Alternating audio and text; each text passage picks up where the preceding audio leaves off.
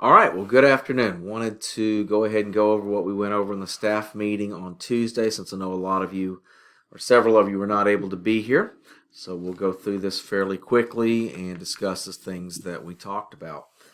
First of all, a couple of district items. One was the Perfect 10 Club, and I don't know if you can see this or not. We'll try to get it in the camera. Basically, these are on the desk out there. The Perfect 10 Club is for the Palestine Education Foundation. If you're interested in donating $10 a month per pay, or $10 per pay period through payroll deduction, you can fill one of these out on the back and do that. Basically, this provides money for grants for teachers and students, those same kids that you transport. So if you're interested, those are on the table in the lounge. Go ahead and grab one of those and fill it out. Just get it back to me, and I'll get it back to central office. Second was forward here.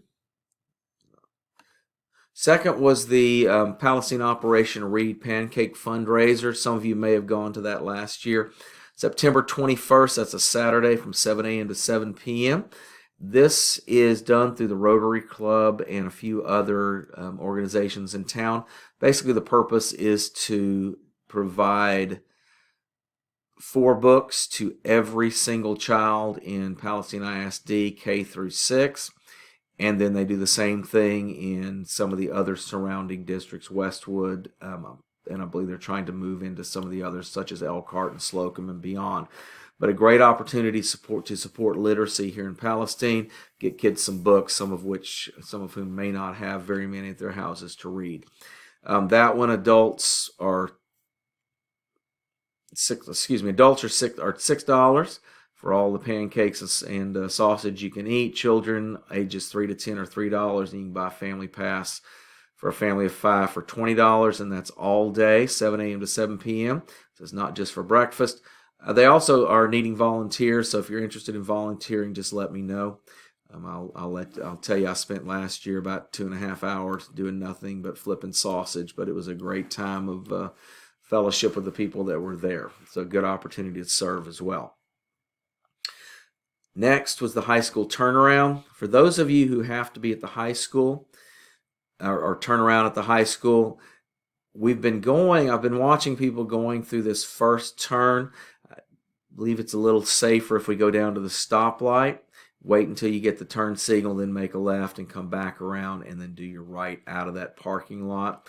Just seems like a safer way to do that, so we're going to make that switch effective today. So just a little bit different on the high school turnaround. If that doesn't affect you, then not an issue. In the yard, let me see if we get this here. There we go. Okay, in the yard, we came to a consensus that we're going to change the way that we move around in the yard, mainly for safety. Especially in the mornings, we had people walking all over the place and buses pulling forward and people walking down this middle.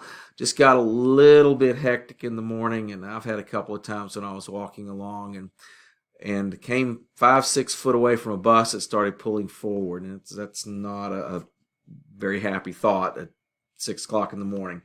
So in the yard, what we're going to start doing, the yard will be backup only. Make sure that you radio your intention to back up, honk twice, and then go ahead and back up and pull out when you're in the yard. If you're walking in the yard, just stay out of the area in the middle behind the buses. And if you're walking, walk on the yellow lines between the buses. If everybody's doing what there should be, there will be no pulling forward. You can do the same thing on this other side, and then go around the fuel aisle. Please don't go through the middle of the fuel aisle. So again, backing up, honk, radioing your intention, honk twice, and then go ahead and back up and pull out, and only walk in between the buses on the big yellow lines. Make sure you're getting your daily pre-inspections done. Very important beforehand. You got about 15 minutes beforehand. That's time for when you get here, 15 minutes. That's time that you can do those pre-inspections. You can clean your bus. You can do any reporting that you need to do, reporting of problems. Same thing when you come back. You've got about 15 minutes. Check that bus. Do your post-inspection. Make sure that you clean that bus out, minimum of 3 times a week. But if it doesn't look good, go ahead and make sure that you clean it out again. And we want those buses to stay clean. Remember that a lot of our kids, that may be the only first organization they've seen since they entered their houses the night before. So we want those buses to look good for the kids as they get on in the mornings and as they go home in the afternoons. Also, make sure you're reporting problems. You've got, as I said, 15 minutes before you start your ride out or start your shift to drive, and then another 15 minutes after. Those should be productive times. Use those to fill out your information, add any student cards. And be sure any problems that you're having, please report those. Make sure you fill out a document to report those to Eric and the rest of the shop staff. Eric is going to start printing out when he finishes a work order and putting those in your boxes, so you at least have an idea of what he is doing or what they're doing there in the shop and a resolution for the problem that you've had. All right, route descriptions. Kathy, make sure you get your route descriptions to Kathy. Those need to have your turn by turn, your times, where you're stopping, as well as the kids that you're picking up and the school that they are at. We need all of that information on your route sheets. Keep those route sheets updated. So if you get a new child or you lose a child, make sure that you get those updated. So that way, not only do we have what we need for the state, but if there is someone that is subbing for you on a particular day, they will know exactly where they need to go and what kids they need to pick up. All right. Parking spaces. I've talked to Jacob. We haven't got the signs out there yet, but I have abdicated my parking space that I'd been in over here. There should be an empty parking space on the other side as well. Those are now 5-minute parking for those that need it. If you don't need it, don't use it, please. But if you're one of those people that has trouble walking that long distance from out in the yard up, you can pull in there. I would even recommend keeping the car running. 5 minutes, go in, clock in, get back out, back up, and go park, and then go ahead and walk to your bus. This is not time to sit and chat. Park, get clocked in, get out, and then get back out to your bus. Okay, so we 5-minute parking there. We do not need to park along the front here. We don't need to park along the fuel aisles. Down here, that's blocking, and right across here, that's dangerous. Somebody's going to get hit. So again, just use those 2 parking spaces. I will not park there any longer. Finally, we do need drivers still. There are we are still short. We need at least 2 more drivers to help us fill up our routes and get a couple more routes running. We are offering, if you know people who are interested, if somebody comes on board, if they are willing to go out and get their permit, their learner's permit, we will, if they pass background checks and meet our credentials, we will be more than happy to hire them on as a monitor while they're learning and while they're training. So they would work as a monitor and then train. They train on their own time in the afternoons, could ride out with people in the mornings and afternoons and drive to and from locations when kids are not in the vehicles.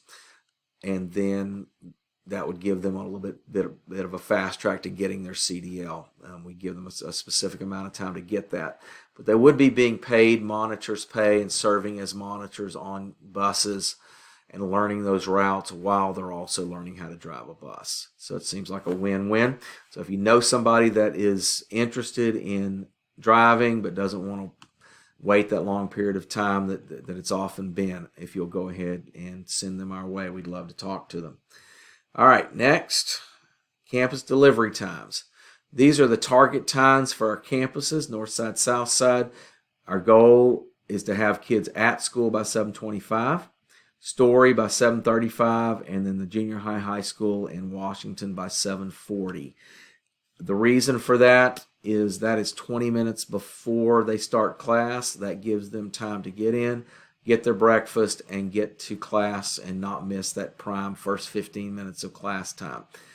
We are almost there. There's still 2 or 3 buses that are running behind, but otherwise, it looks like we're close. We need to back that up a little bit. We need to get that get those times down. I told everybody on Tuesday, we had breakfast on Tuesday. I said I would cook you breakfast. I'll bring in my griddle. We'll have pancakes and whatever else we need if we make those times. When we start making those times consistently, I'll be glad to do that. That would be worth it. So if you have any suggestions for how we can fix those times, I'm open to any suggestions. All right. Finally, we watched our bus safety video. This is actually what the kids are watching, but it is very important that you know what they're seeing so that you can talk to them about it as well. So every pre-K through 6th grader will see this information. I'm not sure that you can link to it on here, but I will send this out via Remind so you can go look at it there, or text it to your phone so you can watch it there. Basically, that was our meeting. Please take the time, if you missed it, to go and watch the video. Again, I'll send that link out. And have a great day. Thanks for listening.